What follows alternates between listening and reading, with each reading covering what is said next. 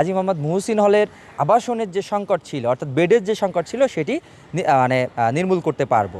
এটা চেষ্টা করছি যে আমাদের রিডিং রুম এবং মসজিদে এসি স্থাপনের জন্য আমাদের পাশেই বাংলাদেশ প্রকৌশল বিশ্ববিদ্যালয় অর্থাৎ বুয়েটে যে খাবার সিস্টেমটা চালু রয়েছে, অর্থাৎ ওখানের অনেক রকম সবজি পাওয়া যায়, একই সাথে ভর্তা পাওয়া যায়, মাংস পাওয়া যায়, হ্যাঁ, বিভিন্ন প্রকার জিনিস ওখানে আমরা খাবারের আইটেমটা আমরা ওখানে পাই।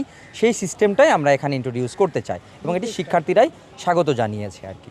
আমাদের হাজী মোহাম্মদ মুহসিন হলে হাজারের মতো শিক্ষার্থী থাকেন, তো এর মাঝে 300 খাটের সংকট আমাদের ছিল, যার মাধ্যমে প্রাথমিকভাবে আমরা 100 জনকে 100 খাট আমরা আজকে দিয়েছি এবং পরবর্তী সপ্তাহে আমরা আরও 200 খাট দেওয়ার মাধ্যমে হাজী মোহাম্মদ মুহসিন হলের আবাসনের যে সংকট ছিল, অর্থাৎ বেডের যে সংকট ছিল, সেটি নির্মূল করতে পারবো।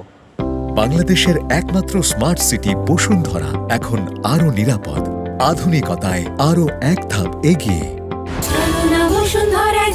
হল নিয়ে সার্বিক পরিকল্পনা আমার 4টি ভিশনের আওতায়। প্রথমটি হচ্ছে এরকম যে শিক্ষাগত উৎকর্ষতা অর্জনে হাজী মোহাম্মদ মুহসিন হলের শিক্ষার্থীদের শিক্ষাগত উৎকর্ষতা অর্জনে যতগুলো ইনগ্রেডিয়েন্টস এবং যতগুলো উপাদান এখানে আনা প্রয়োজন, সবগুলোই আমরা এখানে আনবো ইনশাআল্লাহ। দ্বিতীয় নং যে বিষয় সেটি হচ্ছে যে সুস্থ এবং মানসম্মত জীবনযাপন করতে যতগুলো উপাদান হাজী মোহাম্মদ মুহসিন হলে দরকার, সবগুলো বিষয়ই আমরা এখানে নিয়ে আসার চেষ্টা করব। তৃতীয় যে বিষয়, আমাদের হাজী মোহাম্মদ মুহসিন হলের শিক্ষার্থীদের শিক্ষাগত উৎকর্ষতা অর্জনের ক্ষেত্রে যে সকল স্কিল ডেভেলপমেন্ট দরকার বা দক্ষতা উন্নয়ন করা দরকার, সে সকল দক্ষতা উন্নয়নের যে কর্মশালা, সেটি আমরা এখানে আয়োজন করব।